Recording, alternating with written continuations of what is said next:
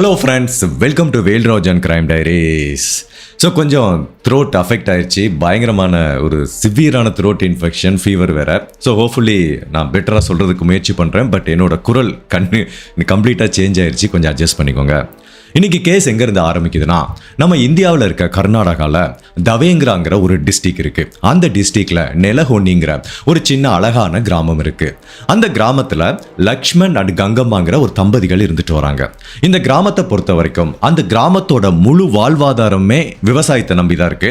Plus மற்றபடி சின்ன சின்ன லேபர் வேலை இப்படி தான் இருக்கும். தவிர அந்த கிராமத்தை பொறுத்த வரைக்கும் எல்லாருமே மோஸ்ட்லி ஒரு லோயர் மிடில் கிளாஸ், அன்றாடம் வேலைக்கு போனா தான் அவங்க வீட்டில் அடுப்பு எரியுங்கிற மாதிரி தான் ஒரு சூழ்நிலை இருக்கு. ஸோ இந்த லக்ஷ்மண் அண்ட் கங்கம்மாங்கிற தம்பதிகளோட வீட்லையும் அதே தான். ரெண்டு பேருமே வேலைக்கு போய் தான் அந்த குடும்பத்தை காப்பாத்திட்டு இருக்காங்க. 2010 வருஷம் இந்த தம்பதிகளுக்கு மொத்தம் 2 குழந்தை இருக்கு. முதல் குழந்தையோட பேரு உஷா, அவங்க 10th ஸ்டாண்டர்ட் படிச்சுட்டு இருக்காங்க, 16 வயசு ஆகுது. ரெண்டாவது ஒரு பையன், அவனோட பேர் சஞ்சய், அவன் ஒரு 3rd or 4th படிச்சுட்டு இருக்கான், ஒரு 7-8 வயசு ஆகுது, ரொம்ப சின்ன பையன். ஸோ இப்படி இந்த தம்பதிகளோட வாழ்க்கை சந்தோஷமா போயிட்டு இருக்கும்போது சில சமயம் என்ன நடக்கும்னா, உள்ளூர்ல வேலை இல்லை அப்படின்னா இந்த கணவர் லக்ஷ்மண் அடிக்கடி வெளியூருக்கு வேலைக்கு போவார். அந்த மாதிரி தான் 2010 வருஷம் திடீர்னு ஒரு நாள் இந்த லக்ஷ்மண் பல நாளாவே மிஸ் ஆயிட்டாரு.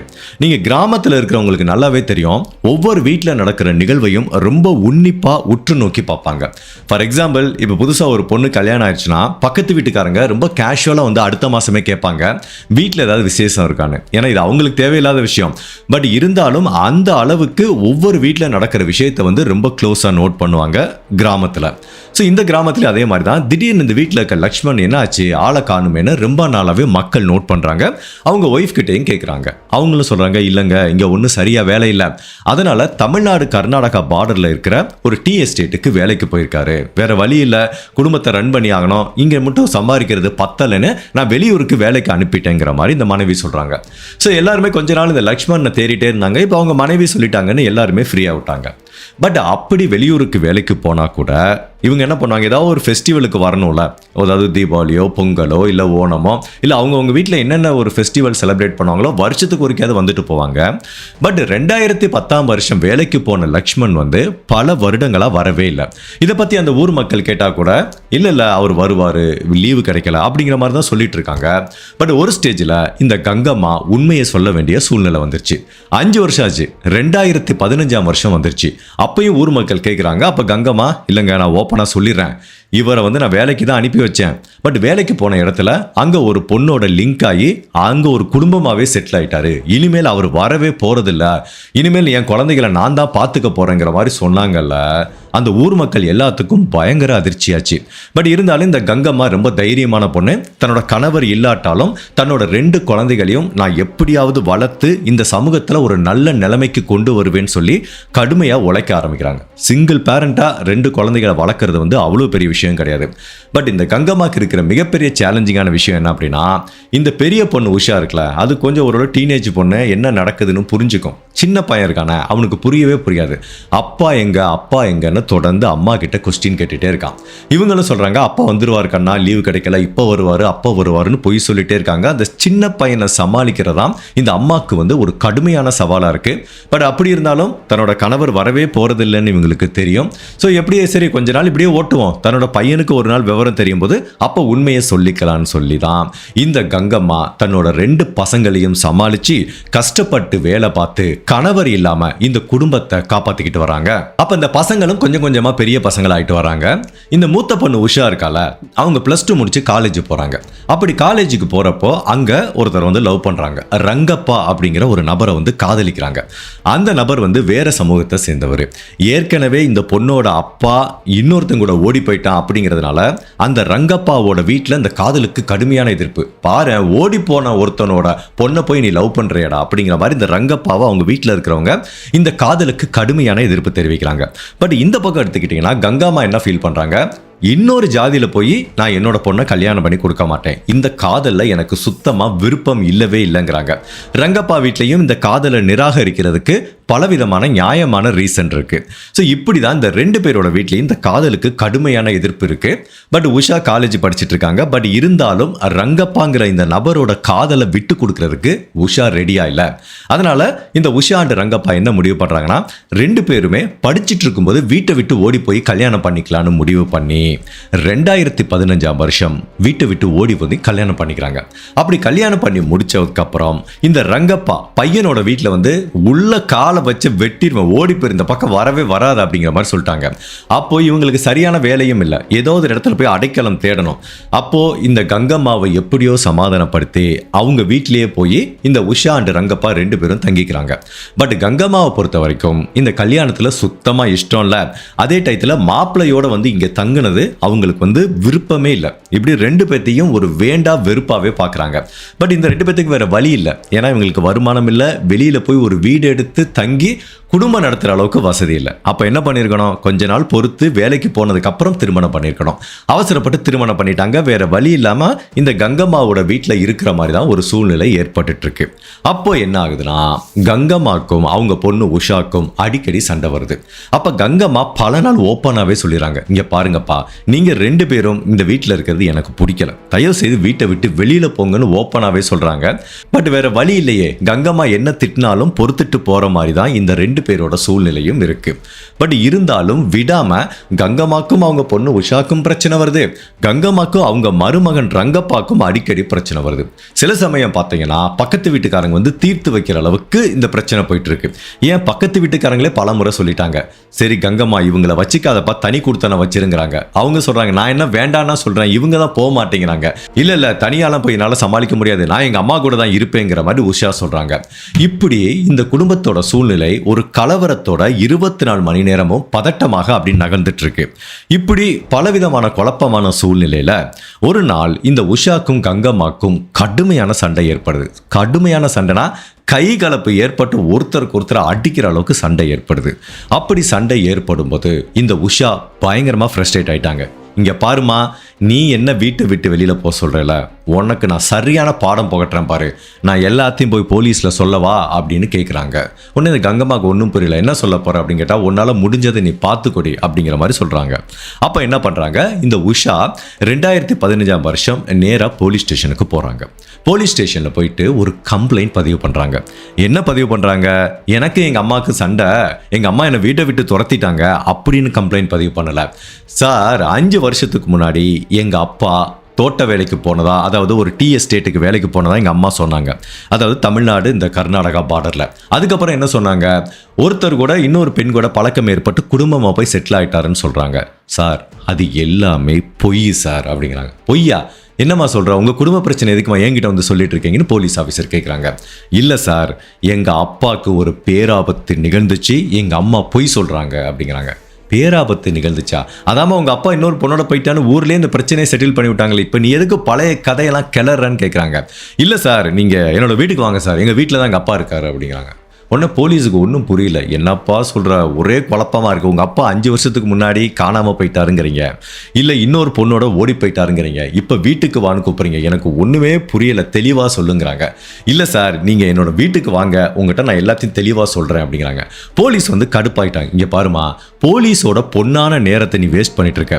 உன்ன மாதிரி அறகுறையாக அந்த அறவேக்காடு கம்ப்ளைண்ட்டுக்கெல்லாம் எங்கள் டயத்தை நான் வேஸ்ட் பண்ண விரும்பலை. உனக்கு உங்கள் அம்மாவுக்கு 1000 பிரச்சனை இருக்குது, அதுக்காக தொட்டுக்க நாங்கள் தான் ஊறுகாயா, உங்கள் பிரச்சனை தீர்த்துக்கோ, இல்லை டொமஸ்டிக் வயலன்ஸ்னு வந்து கம்ப்ளைண்ட் கொடு. தேவையில்லாமல் 5 வருஷத்துக்கு முன்னாடி காணாம போனவங்க அப்பாவை பற்றி இழுத்து எங்கள் டயத்தை விரயம் பண்ணாத ஓடி போயிருந்துட்டாங்க. இப்போ இந்த பொண்ணு அப்படியே வீட்டுக்கு போயிடுச்சு. திரும்பவும் 2 நாள் கழிச்சு வருது. சார், நான் அன்னைக்கு சொன்னதான் இன்றைக்கும் சொல்கிறேன், நீங்கள் எங்கள் வீட்டுக்கு வாங்க சார், எங்கள் அப்பா அங்கே தான் சார் இருக்காரு அப்படிங்கிற மாதிரி இந்த பொண்ணு சொல்லுது. என்னது, அங்கே தான் இருக்காரா, சரி நீ உட்காரு, உனக்கு என்ன தான் வேணும் தெளிவாக சொல்லுங்கிறாங்க. சார், நீங்கள் வீட்டுக்கு வாங்க சார், எங்கள் அப்பா எங்கே இருக்காரு நான் காமிக்கிறேன் அப்படிங்கிற மாதிரி சொல்கிறாங்க. உடனே போலீஸுக்கு ஒன்றும் புரியல, என்னமா சொல்கிற, சரிண்ணா இப்போ நீ என்ன சொல்கிற, உங்கள் அப்பா உங்கள் வீட்டுக்குள்ளே தான் புதைச்சிட்டாருங்கிறீங்களா கேட்டால், ஆமாம் சார், எங்கள் அப்பா எங்கள் வீட்டுக்குள்ளே தான் புதைச்சிருக்காங்கிறாங்க. இப்போ போலீஸுக்கு பயங்கர ஷாக் ஆயிடுச்சு. இந்த பொண்ணு உண்மையை சொல்லுதா, இல்லை மனநல சரியில்லையா, இல்லை எதுக்காண்டி இந்த மாதிரி ஒரு விஷயத்த சொல்லுது, யாராவது வீட்டுக்குள்ளே புதைப்பாங்களா, லூசுத்தனமாக பேசிகிட்டு இருக்கு. கண்டிப்பாக இந்த பொண்ணுக்கு அவங்க அம்மாவுக்கு ஒரு பிரச்சனை, அவங்க அம்மாவை பழி வாங்குறதுக்கு நம்ம நேரத்தை விரயம் பண்ணுதுன்னு போலீஸ் வந்து முடிவு பண்ணுறாங்க. பட் அப்பவும் சரி இந்த உஷாங்கிற பொண்ணு விடுற மாதிரி இல்லை. சார் நான் நிஜமாக தான் சார் சொல்கிறேன், எங்கள் அப்பா எங்கள் வீட்டுக்குள்ளே தான் இருக்கார், வந்து ஒரு தடவை பாருங்கள் சார் அப்படின்னு திரும்ப திரும்ப சொல்லும்போது போலீஸோட மனநிலை எப்படி இருக்குன்னா, இந்த பொண்ணை கம்ப்ளீட்டாக இக்னோர் பண்ணிட்டும் போக முடியல. அதே டயத்தில் இந்த பொண்ணு சொல்கிறத அக்செப்ட் பண்ணிவிட்டு அந்த வீடை போய் இன்வெஸ்டிகேட் பண்ணுறது வந்து அவ்வளோ ஈஸியான விஷயம் கிடையாது. இது என்னமோ சும்மா போயிட்டு ஒரு 4 கான்ஸ்டபிள் அனுப்பிச்சு விசாரிக்கிற விஷயம் கிடையாது. என் வீட்டுக்குள்ளே ஒரு சடலம் புதைக்கப்பட்டிருக்குன்னு அந்த பொண்ணு ஒரு கம்ப்ளைண்ட் கொடுக்குது, அவ்வளோ ஈஸியான விஷயம் கிடையாது. அதனால் இதை எப்படி எடுத்துட்டு போறதுன்னே தெரியாம போலீஸ் விழிப்புதுங்கி நிக்கிறாங்க. 5 வருஷத்துக்கு முன்னாடி வீட்டை விட்டு ஓடி போன லக்ஷ்மண்ங்கிற இந்த நபருக்கு என்ன ஆச்சு? அவங்க மனைவி கங்கம்மா சொன்ன மாதிரி உண்மையிலேயே அவர் இன்னொரு பெண்ணோட போய் செட்டில் ஆயிட்டாரா, இல்ல அவங்க பொண்ணு சொன்ன மாதிரி அந்த வீட்டுக்குள்ளேயே குழி தோண்டி புதைக்கப்பட்டாரா அப்படிங்கிற பலவித குழப்பங்களும் திருப்பங்களும் நிறைஞ்ச கர்நாடகாவில் இருக்கிற ஒரு கடைக்கோடி கிராமத்தில் நடந்த ஒரு வித்தியாசமான ட்ரூ கிரைம் கேஸ் தான் இன்னைக்கு நம்ம இந்த வீடியோல பார்க்க போறோம். அப்படி லக்ஷ்மண்ங்கிற இந்த நபருக்கு என்ன நிகழ்ந்ததுங்கிறத நம்ம தெரிஞ்சுக்கிறதுக்கு முன்னாடி உங்க டைம் 2 செகண்ட்ஸ் எனக்காக ஸ்பெண்ட் பண்ணி என்னோட வீடியோஸ் உங்களுக்கு பிடிச்சிருந்துச்சுன்னா லைக் பண்ணிட்டு கமெண்ட் பண்ணுங்க. இன்கேஸ் என்னோட சேனலை இது வரைக்கும் நீங்க சப்ஸ்கிரைப் பண்ணாம பார்த்தீங்கன்னா மறக்காம சப்ஸ்கிரைப் பண்ணி என்ன சப்போர்ட் பண்ணுங்க. நீங்க கொடுக்குற ஒவ்வொரு லைக்கும் கமெண்ட்டும் சப்ஸ்கிரிப்ஷனும் மட்டும்தான் நம்ம சேனலை 1 மில்லியன் சப்ஸ்கிரைபர்ஸ்க்கு எடுத்துட்டு போகும். ஸோ நிறைய பேர் வந்து சப்ஸ்கிரைப் பண்ணாம வீடியோ இன்ட்ரெஸ்டிங்காக பார்க்குறீங்க. ஸோ அப்படி பார்க்குறவங்க மறக்காம சப்ஸ்கிரைப் பண்ணி என்ன சப்போர்ட் பண்ணுங்க. ஸோ இப்போ போலீஸ் ஆஃபீஸர் என்ன பண்ணுறதுன்னு தெரியாமல் குழம்பி போய் நிற்கும் போது இந்த பெண் சொல்கிறதுல ஏதோ ஒரு உண்மை இருக்குமோன்னு தோணுது. இப்போ தோண்டி பார்க்குறோம், எதுவும் இல்லாமல் போனால் பிரச்சனை இல்லை, நேரம் விரையாகும். பட் ஒருவேளை அதுக்கு உள்ள இந்த பொண்ணு சொன்ன மாதிரி லக்ஷ்மண் வீட்டுக்குள்ளே புதைக்கப்பட்டிருந்தா அது எவ்வளோ பெரிய கிரைமாக இருக்கும். அதனால போலீஸ் ஒரு அந்த பெனிஃபிட் ஆஃப் த டவுட்னு சொல்லுவாங்க, அதை வந்து இந்த பொண்ணுக்கு கொடுக்கலாம். இந்த பொண்ணு சொன்னதை நம்பி முயற்சி பண்ணலாங்கிற மாதிரி பண்ணுறாங்க. இது என்னமோ சாதாரணமாக போலீஸ் 2 கடப்பாரை எடுத்துகிட்டு போய் அந்த வீட்டுக்குள்ளே தோண்ட முடியாது. இதுக்கு ரெவென்யூ ஆஃபீஸரோட ஒரு பெர்மிஷன் வேணும். அதுக்கப்புறம் ஒருவேளை இவங்க தோண்டினதுக்கு அப்புறம் உள்ள ஏதாவது ஒரு எலும்பு கூடு கிடைச்சா உடனே அந்த இடத்துல வச்சு இன்வெஸ்டிகேட் பண்றதுக்கு ஃபாரன்சிக் டீம் வேணும். இவ்வளவு செட்டப் இருக்கணும். அதுக்கப்புறம் அங்க பெர்மிஷன்லாம் நிறைய வாங்கினதுக்கு அப்புறம் தான் இந்த வீட்டை போய் தோண்ட முடியும். இப்ப காவல்துறை அதிகாரிகளும் இதுக்குரிய எல்லா பெர்மிஷனையும் வாங்கி இந்த பொண்ணுகிட்ட சொல்றாங்க, இங்க பாருமா, நீ சொல்றதை நம்பி தான் நாங்க இவ்வளவு ரிஸ்க் எடுத்து இவ்வளவு ரிசோர்சஸ் கொடுத்து இவ்வளவு செலவு பண்ணி உங்க வீட்டுக்குள்ள வர்றோம். உள்ள எதுவும் இல்லைன்னு வச்சுக்கோ, செம்ம கடுப்பாயிருவான் அப்படிங்கிற மாதிரி அந்த பொண்ணுக்கு ஒரு வார்னிங் கொடுக்குறாங்க. இப்போ கூட உண்மையை சொல்லு, ஸ்டாப் பண்ணிடலாங்கிறாங்க. இல்லை சார், நீங்கள் வீட்டுக்கு வாங்க, தோண்டி பாருங்க, இல்லைன்னா என்னன்னு கேளுங்க அப்படிங்கிற மாதிரி இந்த பொண்ணு அப்பவும் கான்ஃபிடென்ட்டாக சொல்லுது. இப்போ போலீஸுக்கே ஒரு நம்பிக்கை வந்துருச்சு. சரி, இந்த பொண்ணு இவ்வளோ கான்ஃபிடென்ட்டாக சொல்லுது, போய் தோண்டி பாத்திரலாம் அப்படின்னு வீட்டுக்கு போகிறாங்க. இப்போ அந்த வீடுங்கிறது வந்து பார்த்தீங்கன்னா இவங்க வீடு எப்படி இருக்குன்னா, கிராமத்துலலாம் பார்த்தீங்கன்னா பெரிய பெரிய பெட்ரூம்லாம் இருக்காது. ஈவன் நான் பிறந்து வளர்ந்த அந்த வீடு பார்த்தீங்கன்னா இப்படி ஒரே ஒரு லிவிங் ரூம் இருக்கும். அதுக்கப்புறம் பார்த்தீங்கன்னா பூஜை ரூம்னு ஒன்று குட்டியாக இருக்கும். அப்புறம் பக்கத்தில் ஒரு சின்னதாக பாத்ரூம் இருக்கும். இவ்வளோ தான் இருக்கும். தனியாக பெட்ரூம் அந்த மாதிரிலாம் இருக்காது. எல்லாருமே லிவிங் ரூமில் தான் படுத்திருப்போம். அதே மாதிரி தான் இவங்க வீடும் இருக்குது. ஸோ லிவிங் ரூம் இருக்குது, இந்த பக்கம் ஒரு சின்ன கிச்சன், இந்த பக்கம் ஒரு பாத்ரூம், அதுக்கப்புறம் குட்டியாக ஒரு பூஜை ரூம். அந்த பூஜை ரூமுக்கு வந்து ஜன்னல்லாம் எதுவுமே கிடையாது. அப்படி உள்ள பயங்கர டார்க்காக இருக்கிற ஒரு பூஜை ரூம். இப்போ அது அவ்வளோ பெரிய வீடு. போலீஸ் போய் அந்த பெண்ணிட்ட கேட்குறாங்க, எங்கம்மா தோண்டி பார்க்கன்னு கேட்குறாங்க. ஏன்னா இந்த பொண்ணு சொல்லிச்சுங்கிறதுனால அந்த வீட்டுக்குள்ளே உண்மையிலேயே லக்ஷ்மண் புதைக்கப்பட்டிருந்தா எந்த இடத்துல போய் தோன்றது? அப்போ இந்த பொண்ணு சொல்லுது, ஒரு செகண்ட் கூட யோசிக்காம ஒரு இடத்த கையை காமிச்சு, இந்த இடத்துல தோண்டுங்க சார் அப்படிங்குது. அந்த பொண்ணு கையை காமிச்ச இடத்த பார்த்து போலீஸே நடுங்கிட்டாங்க. ஏன்னா அந்த பொண்ணு எந்த இடத்த காட்டுதுன்னா அவங்க வீட்டு பூஜை ரூமை போய் காட்டுது. மா என்னம்மா சொல்ற, உண்மையிலேயே உனக்கு வந்து புத்தி பேதலிச்சிருச்சா? யாராவது பூஜை ரூமுக்குள்ள போய் யாரையா புதைப்பாங்களா? எவ்வளோ நாள் இந்த வீட்டில் 5 வருஷமா எவ்வளோ பூஜை பண்ணியிருப்பீங்க, எவ்வளோ ஃபெஸ்டிவல் செலிப்ரேட் பண்ணியிருப்பீங்க. அப்படிப்பட்ட ஒரு நல்ல பக்திமயமான பூஜை ரூமில் போய் ஒரு சடலம் புதைக்கப்பட்டிருக்குன்னு போய் சொல்றியம்மா, இங்கே போய் தோண்ட சொல்றியம்மான்னு கேட்குறாங்க. நீ நல்லா யோசிச்சு சொல்லு, வேற எந்த இடம்னு சொல்லு, நாங்கள் கொஞ்சம் நேரம் வெயிட் பண்ணுறோங்கிறாங்க. அந்த பொண்ணு அப்பவும் சொல்லுது, சார் நான் உறுதியாக சொல்கிறேன், இந்த பூஜை ரூமை தோண்டுங்க சாருங்குது. இப்போ போலீஸுக்கு என்ன பண்ணுறதுன்னே தெரியல. இப்போ போய் சரி எந்த இடத்துல எக்ஸாக்டான்னு கேட்குறாங்க. அந்த பொண்ணு கரெக்டாக பின் பாயிண்ட் பண்ணி ஒரு இடத்த காமிக்குது. இப்போ போலீஸ் ஆஃபீஸர் ஃபஸ்ட்டு அந்த இடத்த ஃபுல்லாக கொஞ்சம் அனலைஸ் பண்ணுறாங்க. அந்த பொண்ணு சொன்ன மாதிரி சில இடத்துல புதுசாக டைல்ஸ்லாம் ஒட்டியிருக்க மாதிரி தெரியுது. ஆனால் இந்த பொண்ணு என்ன சொல்லுது, இந்த இன்சிடென்ட் நடந்தது 2010 வருஷம், 5 வருஷம் ஆச்சு. 5 வருஷம் அந்த டைல்ஸோட கலர் எல்லாமே மேட்ச் ஆகி நார்மலாக வந்திருக்கும்.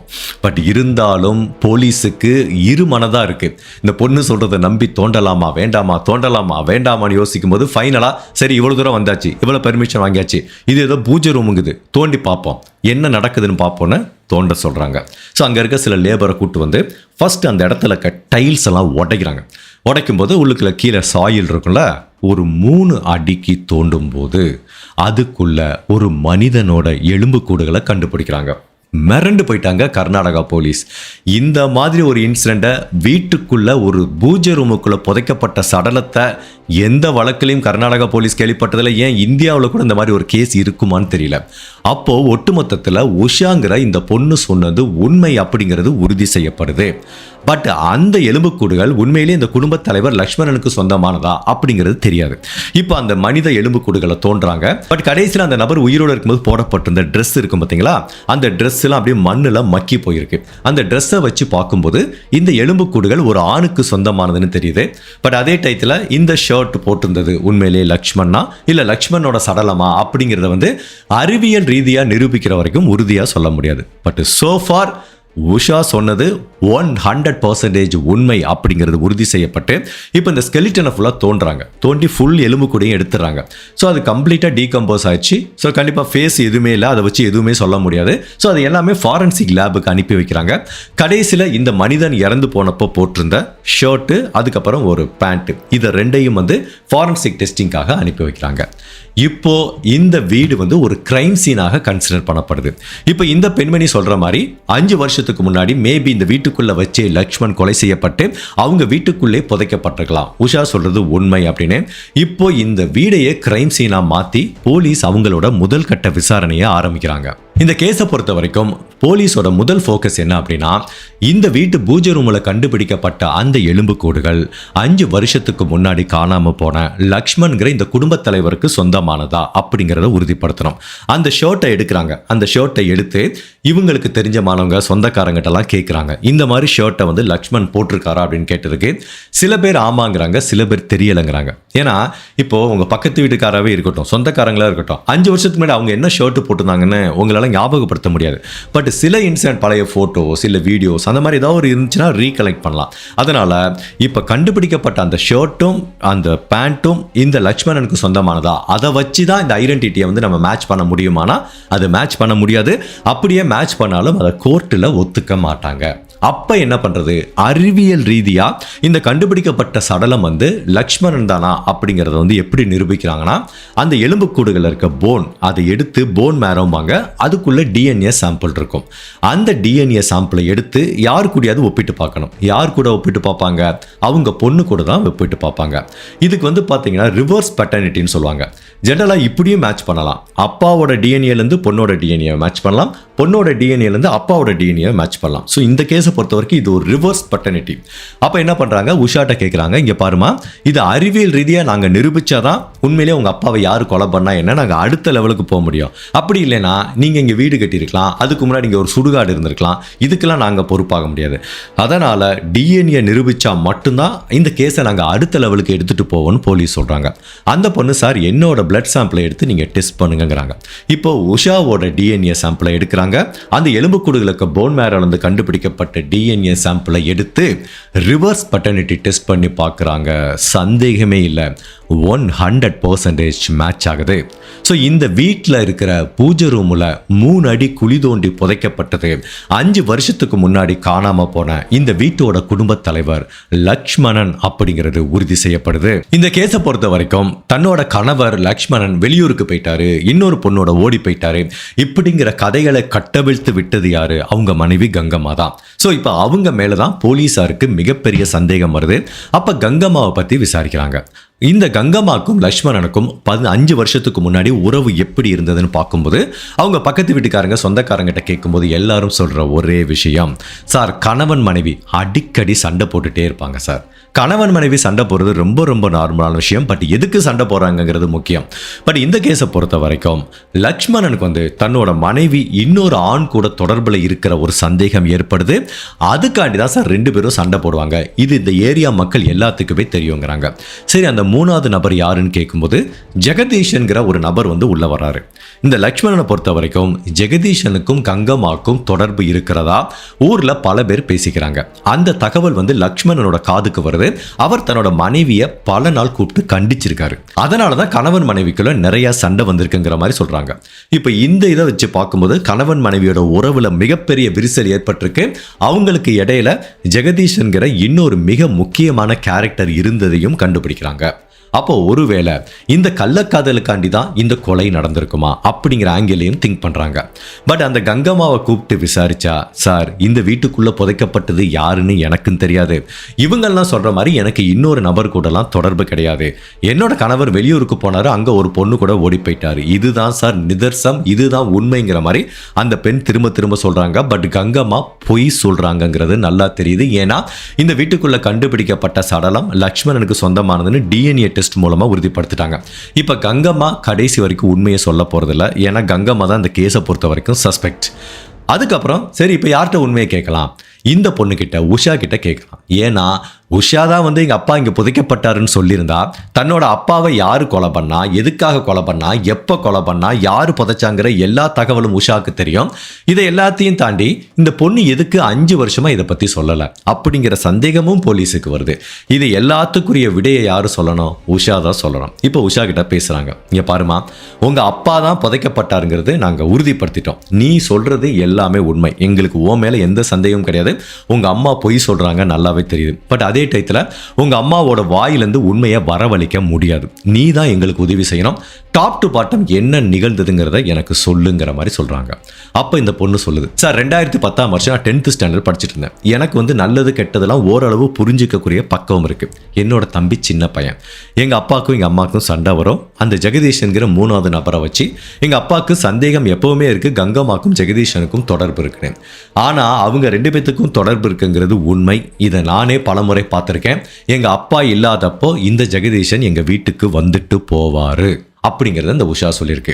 அப்போ ஜூலை மாதம் 2010ஆம் வருஷம் ஒரு நாள் என்ன ஆயிருக்கு, இப்போ இந்த பொண்ணு உஷா வீட்டில் உட்காந்து படிச்சுட்டு இருக்கு. அப்போ இந்த ஜெகதீஷன்கிற நபர் வந்திருக்காரு. கங்கம்மா இவரை வெல்கம் பண்ணி அவருக்கு டீ போட்டு கொடுத்துட்டு இருக்காங்க. அவங்க வீட்டில் இருக்குது ஒரே லிவிங் ரூமு. இவங்க 2 பேரும் ஜாலியாலாம் இருக்க முடியாது, ஏன்னா அவங்க வீட்டில் பொண்ணு இருக்கு. சரி காதலர் வந்துட்டானே ஒரு டீயாவது கொடுத்து அனுப்பலான்னு டீ போட்டுட்டு இருக்காங்க. பட் அந்த டைம் பார்த்து இந்த கணவர் லக்ஷ்மணன் வந்துட்டாரு. ஏற்கனவே கங்கம்மாக்கும் ஜெகதீஷனுக்கும் ஒரு தொடர்பு இருக்குங்கிற சந்தேகம் இருந்துட்டு இருக்கு. பட் அதே டயத்தில் அப்படிப்பட்ட ஜெகதீஷனை வீட்டுக்குள்ள பார்க்கும்போது இந்த லக்ஷ்மணனுக்கு பயங்கர கோபம் வருது. யாரா இருந்தாலும் கோபம் வரும். அப்போ தன்னோட மனைவி கூட பயங்கரமா ஆர்கியூமெண்ட் பண்றாரு. தன்னோட மனைவி கூட அந்த ஏற்பட்ட ஹீட்டட் ஆர்கியூமெண்ட்ல அந்த பொண்ணு திரும்ப ஆர்கியூ பண்றாங்க. அப்ப கங்கம்மா என்ன பண்றாங்க, கணவரை ஓங்கி ஒரே ஒரு அறை அரைஞ்சிட்டாங்க. இதுல ட்ரிகர் ஆன லக்ஷ்மணன் இந்த கங்கம்மாவை திரும்ப அடின்னு அடிக்கும் போது தன்னோட காதலியை காப்பாத்துறதுக்காக ஜெகதீஷன் உள்ள வர்றாரு. அப்படி வந்தவர் என்ன பண்றாரு, லக்ஷ்மணனை பிடிச்சு தள்ளி விட்டுறாரு. லக்ஷ்மணனை கடுமையா தாக்க ஆரம்பிக்கிறாரு. ஸோ கங்கம்மாவும் சப்போர்ட் பண்றாங்க, என்னோட கணவர் என்ன அடிக்கிறான், நீ போய் அவனை அடின்னு காதலரை ஏவி விடுறாங்க. அப்ப ஜெகதீஷன் என்ன பண்றாரு, கோபத்துல லக்ஷ்மணனை அடின்னு அடிச்சே கொலை பண்ணிட்டாரு. அவங்க அம்மாவும் கங்கம்மாவும் சேர்ந்து அடிச்சுதான் கொலை பண்ணியிருக்காங்க. இதுல ரொம்பவே துயரமான சம்பவம் என்னன்னா, தன்னோட அப்பாவை தன்னோட கண் முன்னாடியே அம்மாவும் அவங்க காதலரும் கொலை பண்றத உஷாங்கிற இந்த 10th படிக்கிற பொண்ணு மூளையில பயந்து நடுங்கிட்டு ஃபுல் இன்சிடென்ட்டையும் பார்த்துட்டே இருந்திருக்காங்க. அவங்க வேற ஒன்றும் பண்ண முடியல, இதை பார்த்துக்கிட்டே இருக்கிற தவிர. ஏன்னா கத்தி சத்தம் போட்டால் இவங்க உயிருக்கும் ஆபத்தாகிறதுக்கு வாய்ப்பு இருக்கு. ஸோ இப்போ லக்ஷ்மணன் கொலை செய்யப்பட்டாரு. இந்த கங்கம்மாக்கும் ஜெகதீஷனுக்கும் என்ன பண்றதுனே தெரியல. 2 பேரும் வீட்டில் உட்காந்து நெடுநேரம் டிஸ்கஸ் பண்றாங்க. அப்போ ஜெகதீஷன் என்ன ஐடியா கொடுக்குறாரு அப்படின்னா, இங்க பாருமா, இப்போ இவன் உடலை வெளியில எடுத்துட்டு போனா அப்படின்னா கண்டிப்பா மாட்டிப்போம். ஏன்னா இது கிராமம், இப்படி வெளியில ஒரு பக்கெட்டை எடுத்துட்டு போனாலே என்ன ஏதுன்னு கேட்டு எல்லாம் வந்துருவானுங்க. ஸோ இவ்வளோ பெரிய சடலத்தை எடுத்துட்டு போய் டிஸ்போஸ் பண்றது பெரிய சேலஞ்சிங்கான விஷயம். யாராவது ஒருத்தன் பார்த்துருவான். அப்படி டிஸ்போஸ் பண்ணா கூட எப்பயாவது ஒருக்கே எவனாவது கண்டுபிடிச்சிருவான், போலீஸுக்கு போகும். திரும்ப போலீஸ் நம்ம வீட்டு கதவை தான் தட்டுவாங்க. அதுக்கு பதிலாக ஒன்று பண்ணுவோம், இந்த வீட்டுக்குள்ளேயே உன் கணவரை குழி தோண்டி புதைச்சிடலாம் அப்படிங்கிற மாதிரி காதலன் ஒரு ஐடியாஸ் கொடுக்குறான். அவங்க மனைவியும் ஆகா சூப்பரான ஐடியாவாக இருக்கே பண்ணிடுவோம் அப்படிங்கிற மாதிரி 2 பேரும் முடிவு பண்ணுறாங்க. சரி எந்த இடத்துல புதைக்கலாம் அப்படின்னு பார்த்தா அவங்க வீட்டு லிவிங் ரூம் இருக்குது. எல்லாமே சின்ன சின்ன ஏரியா இருக்குது.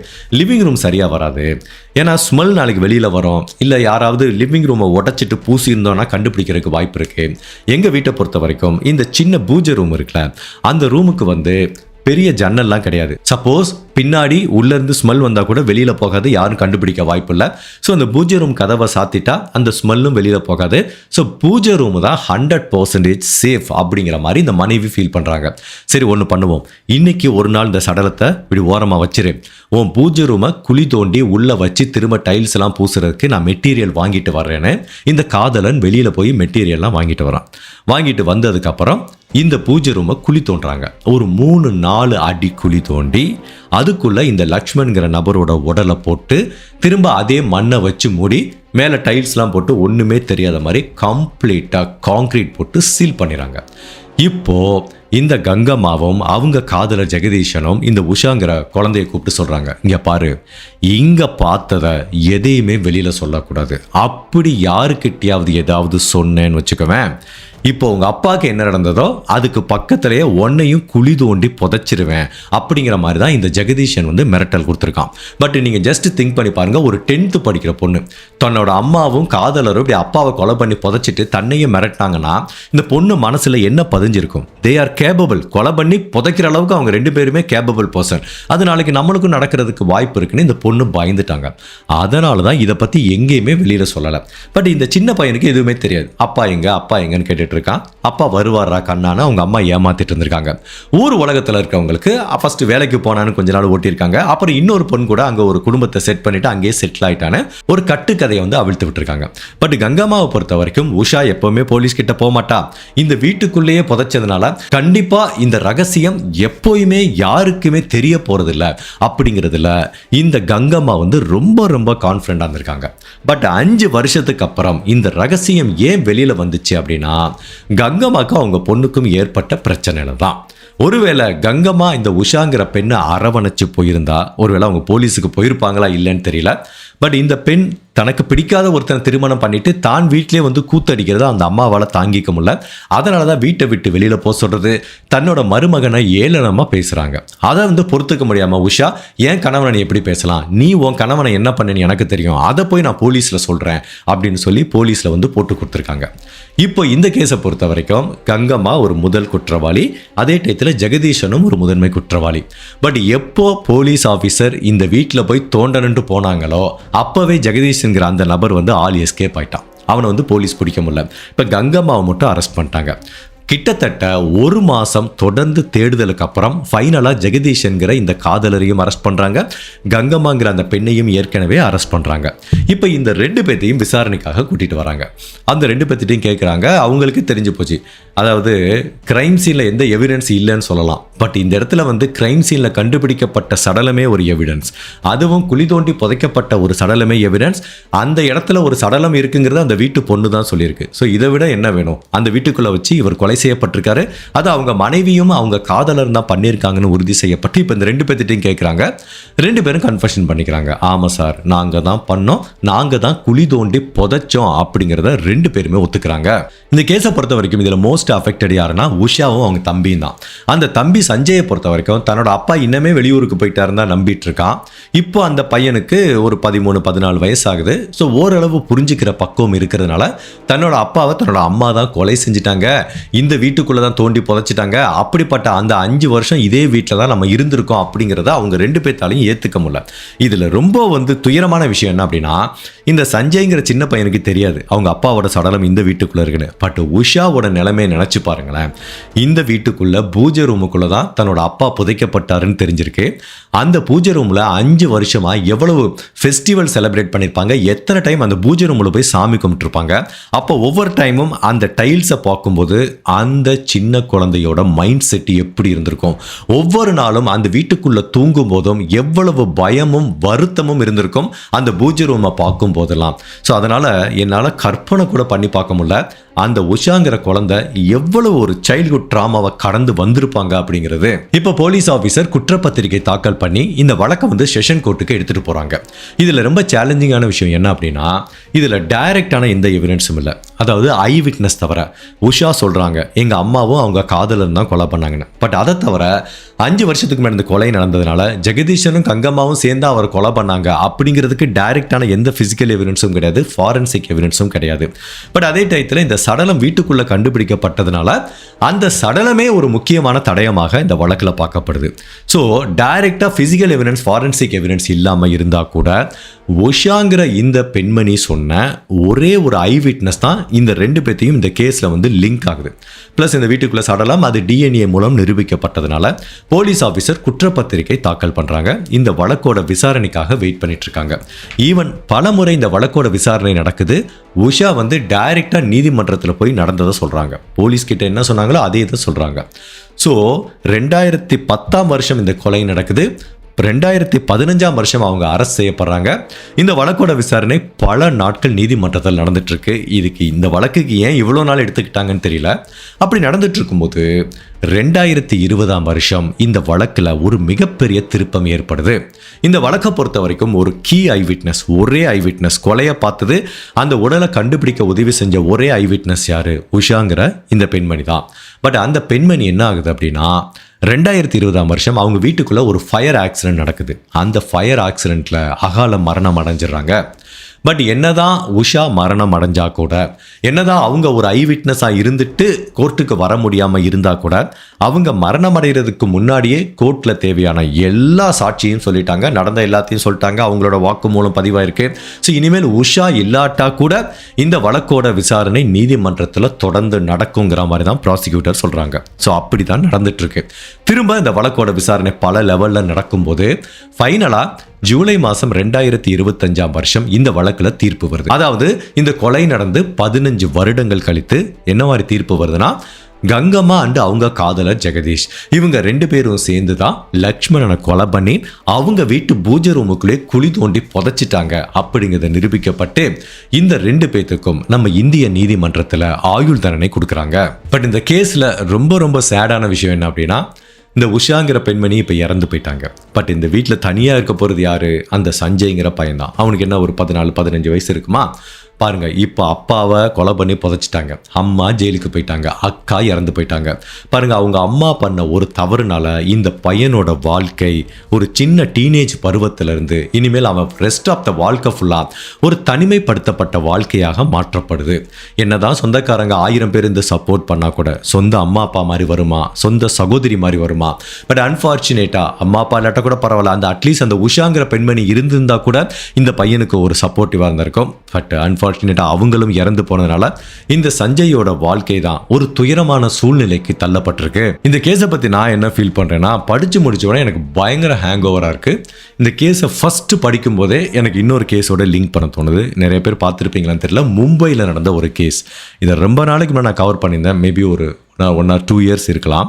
இதே மாதிரி தான் ஒரு பெண் தன்னோட காதலரோட சேர்ந்து கணவனை கொலை பண்ணி அந்த வீட்டு கிச்சனில் புதைப்பாங்க. இந்த கேஸை பொறுத்த வரைக்கும் பூஜை ரூமில் புதைச்சிருக்காங்க, அங்கே கிச்சனில் புதைச்சிட்டு கிச்சனுக்கு மேலே அந்த கிச்சனில் உட்காந்து தான் டெய்லி சாப்பிடுவாங்களாம். இதில் என்ன கொடூரம் அப்படின்னா, இந்த அப்பாவை கொலை பண்ணி புதைக்கிறத அவங்களோட 2 குழந்தைகளும் நேராக பார்த்துருக்காங்க. அப்போ அந்த குழந்தைங்க அதே இடத்துல உட்காந்து சாப்பிடும்போது அந்த குழந்தைகளோட மைண்ட் செட் எப்படி இருக்கும்? உண்மையிலே சொல்கிறேன், இது பார்க்குறதுக்கு வந்து வெளியிலேருந்து ரொம்ப சாதாரண விஷயமா இருந்தால் கூட இந்த குழந்தைகளுக்கு கொடுக்கப்படுற அந்த சைக்காலஜிக்கல் இம்பேக்ட், அந்த சைல்ட்ஹுட் ட்ராமாம்பாங்களே, அது வாழ்க்கை ஃபுல்லாக அவங்கள வந்து ஹார்ன் பண்ணிகிட்டே இருக்கும். அதை வெளியிலேருந்து பார்க்குறவங்களுக்கு தெரியாது, அதை பர்சனலாக ஃபீல் பண்ணுறவங்க தான் தெரியும். சின்ன வயசில் நீங்கள் ஒருத்தவங்களுக்கு கொடுக்குற அழுத்தம் அவங்க வாழ்க்கையில் பல இடத்துல இப்படி பூகம்பம் மாதிரி வெடிச்சு சிதறும். அது எத்தனை வயசில் வேணாலும் வரும். அதை பர்சனலாக நானும் நிறைய டைம் ஃபீல் பண்ணதுனால நான் சொல்கிறேன். ஸோ பெத்தவங்களோட மிகப்பெரிய கடமை என்ன அப்படின்னா, ஒரு குழந்தைக்கு நல்ல கல்வியை கொடுக்குறோம், உடல் நலத்தை பேணி பாதுகாக்கிறோம், மனநலத்தையும் பேணி பாதுகாக்கணும். நம்ம குழந்தைகளை எந்த இடத்துலையும் ஒரு சைல்ட்ஹுட் ட்ராமா அந்த மாதிரி ஒரு சூழ்நிலைக்கு தள்ளாமல் நம்ம பார்த்துக்கணும். இதில் உஷாவோட நிலைமையை நினச்சி பாருங்கள். அந்த பையனுக்கு எதுவும் தெரியாது. ஒவ்வொரு டைம் பூஜை ரூமை பார்க்கும்போது அந்த பொண்ணுக்கு எப்படி இருக்கும்? ஏன்னா இதை நான் பர்சனலாக என்னால் ஃபீல் பண்ண முடியுது. போன மாதம் எங்கள் அப்பா இறந்து போனப்போ எனக்கு ஒரு டீ கடையிலேருந்து ஃபோன் வருது, உங்கள் அப்பா மயங்கி விழுந்துட்டார். நான் போகிறேன், எங்கள் அப்பா சடலமாக இருக்கார். அவரோட பாடியை என்னோட காரில் வச்சு நான் வீட்டுக்கு எடுத்துகிட்டு வந்து பெட்டில் படுக்க வைக்கிறேன். அதை வந்து கண்ணை முன்னாலே எனக்கு அந்த இன்சிடென்ட் தான் ஞாபகம் வருது. இனிமேல் என்னால் அதுலேருந்து வெளியில் வர முடியல. இது வந்து இயற்கையாக எங்கள் அப்பா கொஞ்சம் வயசானவர், நான் மனசை தேத்திக்கலாம், ஓகே, ஹார்ட் ப்ராப்ளம் இருக்குது, எல்லாமே ஓகே, ஒத்துக்கலாம். அப்படிப்பட்ட ஒரு இன்சிடென்ட்டையே இந்த மாதிரி இதையே ஒரு மனநிலை ஏற்றுக்கிட்டு நம்மளுக்கு வெளியில் வர்றதுக்கு எவ்வளோ நாள் ஆகுது. பட் இந்த குழந்தை ஒரு கொலையை பண்ணி அவங்க அப்பாவை அடிச்சே கொலை பண்ணி பூஜை ரூமுக்குள்ள வச்சு இதை வெளியில சொன்னா உனக்கும் நாங்க கொலை பண்ணிடுவோம்னு சொல்லி அந்த பொண்ணை மிரட்டியிருக்காங்கன்னா அப்ப அந்த பொண்ணு அதுக்கப்புறம் அந்த வீட்டுக்குள்ள இருக்க ஒவ்வொரு நாளையும் எவ்வளவு வலியும் வேதனையும் அனுபவிச்சிருக்கோம். அந்த சைல்ட்ஹுட் ட்ராமா வந்து அவங்களுக்கு பலவிதமான இம்பேக்டை ஒன்று பண்ணியிருக்கோம். அதில் எந்த விதமான மாற்று கருத்தும் கிடையாது. ஸோ உண்மையிலேயே இந்த கேஸோட ரூட் காஸ் அப்படின்னா அவங்க அம்மாவுக்கு இருந்த ஒரு தவறான உறவு தான்.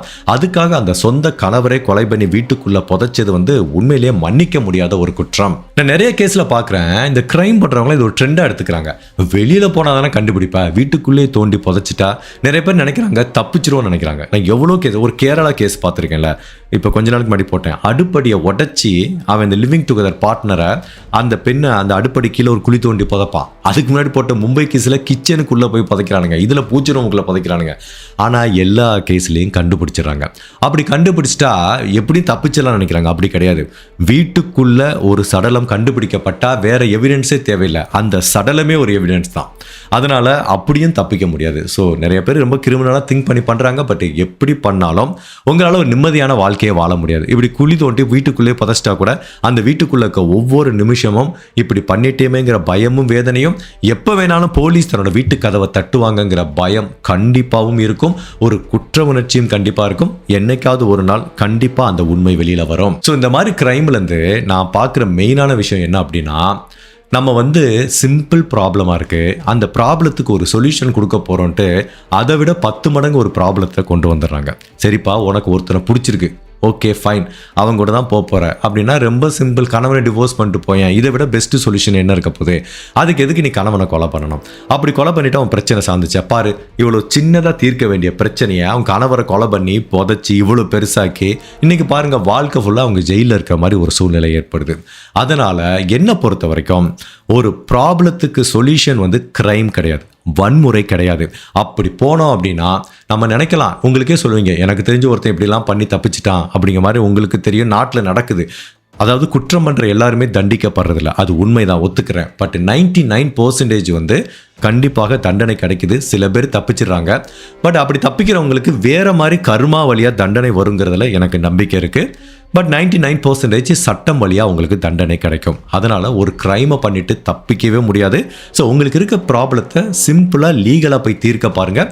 வன்முறைக்குள்ள இறங்கி இந்த மாதிரி க்ரைம் பண்ணி தயவு செய்து உங்கள் வாழ்க்கையை யாருமே வீணடிச்சிடாங்க. ஸோ அதை எல்லாத்தையும் தாண்டி இந்த வழக்குலேருந்து ஒரு பெற்றவங்க நம்ம எடுத்துக்க வேண்டிய மிக மிக முக்கியமான டேக்அவே என்ன அப்படின்னா, இந்த சைல்ட்ஹுட் ட்ராமாங்கிற வார்த்தையை நான் திரும்ப திரும்ப ஏன் சொல்கிறேன் அப்படின்னா, இது வந்து நம்மளுக்கு தெரியாது. ஒவ்வொரு ஸ்டேஜ்லேயும் வந்து அது ஒரு எரிமலை மாதிரி வெடிக்கும்.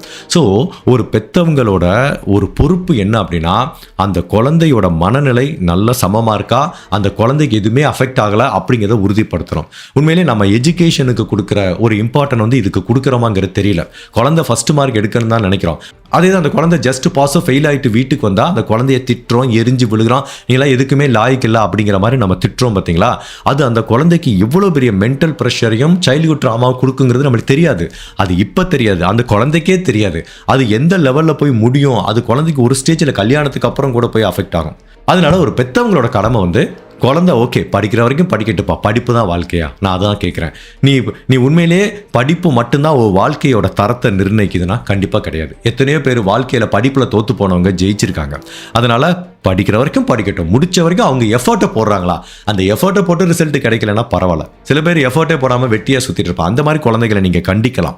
பட் அதே டயத்தில் முழு முயற்சியும் பண்ணி அந்த குழந்தையோட கேப்பபிலிட்டி அவ்வளோதான். அப்படிப்பட்ட குழந்தைகிட்ட போயிட்டு கழுத்தில் கத்தியை வச்சு அடுத்த டேர்மில் நீ இவ்வளோ மார்க் எடுக்கலைன்னா பாரு அப்படிங்கிற ப்ரெஷரை வந்து தயவு செய்து குழந்தைகளுக்கு கொடுக்காதீங்க. ஸோ ஒரு பெற்றவங்க வந்து என்ன மாதிரி விஷயங்கள்லாம் குழந்தைகள்கிட்ட இந்த மாதிரி பிஹேவ் பண்ணக்கூடாது அப்படிங்கிறத வந்து நான் நெட்டில் படித்து வச்சு உங்ககிட்ட ஷேர் பண்ணுறேன். குழந்தை வளர்ப்பில் சில பேத்துக்கு வந்து அது ரொம்ப ஹெல்ப்ஃபுல்லாக இருக்குங்கிற மாதிரி நான் ஃபீல் பண்ணுறேன். ஃபஸ்ட்டு வந்து பார்த்தீங்கன்னா, ஒரு குழந்தைகிட்ட தொடர்ந்து ஃப்ரீக்வெண்ட்டாக ஷவுட் பண்ணக்கூடாது, கத்தவே கூடாது, அடிக்கடி எரிஞ்சு விடக்கூடாது. நானும் அந்த மாதிரி கேரக்டர் தான். பட் இப்போ நிறையா மாறிட்டேன் நான். நம்மளுக்கு கோபம் வரும், எனக்குலாம் பயங்கர ஷார்ட் டெம்பர், நிறைய கோபம் வரும். இதுக்கு எடுத்தாரா, இதை பண்ணாரா, அதை பண்ணாரா, என்னடா பண்ணுற, இப்படி ஒவ்வொரு விஷயத்துக்கும் கத்திக்கிட்டே இருக்கும்போது அந்த குழந்தைக்கு வந்து அது பயங்கர இரிட்டேஷன் ஆகும்.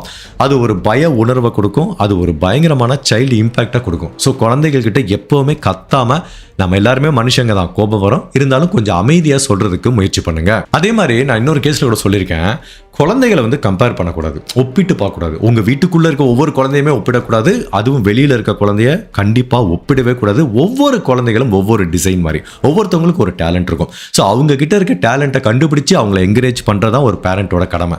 நம்ம நினைக்கிறோம் கிளாஸில் ஃபஸ்ட் மார்க் வாங்குறதா அச்சீவ்மெண்ட்னு நினைக்கிறோம். அது கண்டிப்பாக கிடையாது. படிப்பு மட்டுமே அச்சீவ்மெண்ட் கிடையாது. அதை வச்சு இன்னொரு குழந்தைகளோட கம்பேர் பண்ணி அவங்க மனசில் ஒரு மிகப்பெரிய காயத்தை நீங்கள் ஏற்படுத்தாங்க. அதே மாதிரி நம்ம சின்ன வயசுலலாம் குழந்தைகளை அடித்து தான் வளர்ப்போம். பட் இப்போ இருக்க ஜென்சி கிட்ஸ்லாம் வேறு, இவங்களுக்கு அடித்தா வேறு மாதிரி அவங்களுக்கு இம்பேக்ட் ஆகுது. ஸோ குழந்தைகளை அடிக்கிறதுக்கு முன்னாடி கொஞ்சம் யோசிங்க. என்னை பொறுத்த வரைக்கும் அன்பாக அரவணைச்சி கொண்டு போகிறது தான் பெஸ்ட்டான அப்ரோச்னு நினைக்கிறேன். அதுக்கப்புறம் வந்து பார்த்தீங்கன்னா, குழந்தைகள் வந்து ஸ்கூல்லேருந்து வரும்போது அவங்கக்கிட்ட அவங்களோட ஃபீலிங்ஸை வந்து நம்ம இக்னோர் பண்ணக்கூடாது. சில சமயம் குழந்தை சேடாக வரும், அவங்க ஸ்கூலில் டீச்சர் திட்டியிருப்பாங்க, இல்லைன்னா கூட இருக்கிறவங்க யாராவது ஒருத்தவங்க திட்டியிருப்பாங்க. சேடாக இருக்கும்போது அவங்க குழந்தை ஏதாவது சொல்ல வரும்போது அதை இக்னோர் பண்ணாமல் பொறுமையாக உட்காந்து நம்ம எக்ஸ்பீரியன்ஸை வச்சு, இல்லடா கண்ணா இதெல்லாம் சரியாகும், அப்படி தான் இருப்பாங்க 4 பேர், நம்ம எல்லாத்தையும் அட்ஜஸ்ட் பண்ணி போகலாங்கிற மாதிரி அந்த குழந்தையோட ஃபீலிங்ஸை புரிஞ்சுட்டு அதை இக்னோர் பண்ணாமல் அந்த குழந்தையோட எக்ஸ்பிரஷனுக்கு ஓவர் ரியாக்ட் பண்ணக்கூடாது, கோவப்படக்கூடாது. ஏன்னா நீங்கள் ஓவர் ரியாக்ட் பண்ணால் அந்த குழந்தை வந்து திரும்ப உங்கள்கிட்ட எதையுமே சொல்லாது. ஓவர் ரியாக்ட் பண்ணாமல் அந்த குழந்தைய அரவணைச்சி அது சொல்ல வர விஷயத்தை வந்து நீங்கள் பொறுமையாக கண்டிப்பாக கேட்கணும். அதே மாதிரி மெயினான விஷயம், எக்காரணத்தை கொண்டும் குழந்தைகள் முன்னாடி பெற்றோர்கள் சண்டை போடக்கூடாது. அப்படி சண்டை போடும்போது அவங்க மனசில் ஒரு மிகப்பெரிய தாக்கத்தை ஏற்படுத்தும், ஒரு ரிலேஷன்ஷிப்பில் ஒரு அவநம்பிக்கையை ஏற்படுத்தும். நாளைக்கு நம்மளுக்கும் கல்யாணம் ஆனால் இதான் நடக்குமோ அப்படிங்கிற மாதிரி ஒரு ரிலேஷன்ஷிப் மேலே ஒரு அவோஷனை உண்டு பண்ணுறதுக்கு வாய்ப்பு இருக்குது. அதே டயத்தில் ரொம்ப அந்யோன்யமான ஒரு பெற்றோர்களை பார்த்தா பரவாயில்லையே, ஜாலியாக இருக்காங்க அப்பா அம்மா, நாளைக்கு நமக்கு இந்த மாதிரி ஒரு பார்ட்னர் கிடப்பாங்க அப்படிங்கிற ஒரு நம்பிக்கை ஏற்படும். ஸோ அதனால எப்பவுமே குழந்தைகள் முன்னாடி பெற்றோர்கள் சண்டை போடாதீங்க. அதே மாதிரி மற்றவங்க முன்னாடி குழந்தைகளை இன்சல்ட் பண்ணி பேசுறது, நீ பாரு இந்த பொண்ணு பாரு, அதாவது அந்த நல்லா படிக்கிற பொண்ணுகிட்டே சொல்லுவாங்க, பாரு இவ எப்படி படிக்கிறா, நீ இருக்கியே வேஸ்ட்டு, அந்த மாதிரி பேசக்கூடாது. ஒவ்வொருத்தவங்களோட ஒப்பிட்டு பேசக்கூடாது. மற்றவங்க முன்னாடி அந்த குழந்தைய மட்டம் தட்டக்கூடாது. எப்படி பார்த்தாலும் அது நம்ம குழந்தைங்க, ஓகேவா? நீ ஃபெயில் ஆனால் அது உன் குழந்தை இல்லைன்னு ஆயிருமா, அது சரியாக படிக்கிறேன்னா உன் குழந்தை இல்லைன்னு ஆயிருமா? எப்படி பார்த்தாலும் நம்ம குழந்தை தான். அந்த குழந்தைய செட்டில் பண்ண வேண்டியது ஒரு பெற்றோர்களோட கடமை. ஸோ அந்த குழந்தைகிட்ட இருக்க டேலண்ட்டை கண்டுபிடிச்சி அதில் க்ரோ பண்ணிப்போ. உண்மையிலேயே ஃபஸ்ட் மார்க் எடுத்து ஐஐடியில் போய் படிக்கிறவன் தான் டேலண்ட்னா எல்லாருமே ஐஐடிக்கு போகிறான், அப்படி கிடையாது. ஓகே பாஸ் மார்க் வாங்குறியா, தட்ஸ் ஓகே. அதுக்கு தகுந்த மாதிரி ஒரு காலேஜில் உனக்கு என்ன வருமோ அதை சேர்த்து உன் வாழ்க்கையை நான் செட்டில் பண்ணி விட்றேங்கிறதா ஒரு பெற்றோர்களோட கடமை. ஸோ தேவையில்லாமல் ஒவ்வொரு குழந்தைகளுமே ஒவ்வொரு வேர்ல்டுங்க, அவங்களுக்குன்னு அது டிசைன் செய்யப்பட்டது. அதை மற்றவங்களோட கம்பேர் பண்ணுறது, ஒப்பிடுறதே தப்புன்னு தான் நான் சொல்லுவேன். என்னை பொறுத்தவரைக்கும் இந்த ஒப்பீடு தான் நிறைய பிரச்சனைகள் வருது.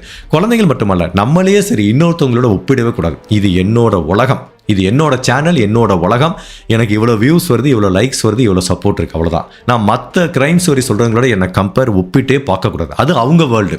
அதே மாதிரி தான் குழந்தைகளையும் நம்ம அந்த மாதிரி தான் ட்ரீட் பண்ணணும். மற்றவங்களோட கம்பேர் பண்ணி அவங்கள இன்சல்ட் பண்ணக்கூடாது. தயவு செய்து அவங்களுக்கு எந்த விதமான அழுத்தமும் கொடுக்கக்கூடாது. ஸோ இதெல்லாம் ஒரு சின்ன சின்ன விஷயம். பேசிக்காகவே நம்மளுக்கு எல்லாமே ஓரளவு தெரியும், குழந்தைகளை எந்த விஷயம் காயப்படுத்தும் அப்படிங்கிற மாதிரி. ஸோ ஒரு குழந்தை எப்படி இருந்தாலும் அந்த குழந்தைய அரவணைச்சி வளர்க்க வேண்டியது ஒரு அம்மா அப்பாவோட கடமை அப்படிங்கிறதா இந்த வீடியோலேருந்து நம்ம கற்றுக்கிட்டோம். இந்த கேஸில் மாதிரி கங்கம்மா அந்த உஷாக்கு கொடுத்த மாதிரி ஒரு சைல்ட்ஹுட் ட்ராமாவை யாருக்குமே இந்த உலகத்தில் இனிமேல் கொடுக்கக்கூடாது. அதுக்காக நம்ம கொலை பண்ணி தான் ஒரு சைல்ட்ஹுட் ட்ராமாவை கொடுக்கணும் இல்லை, சின்ன சின்ன விஷயங்களை கூட கொடுக்கக்கூடாதுங்கிறதா நான் கடைசியில் சொன்னேன். ஸோ அதனால் குழந்தைகள் வளர்ப்பில் குழந்தைகளோட மனநலத்தையும் நம்ம முக்கியமாக கருதணும் அப்படிங்கிறதான் இந்த வழக்கு வந்து நமக்கு திரும்ப திரும்ப உணர்த்துது.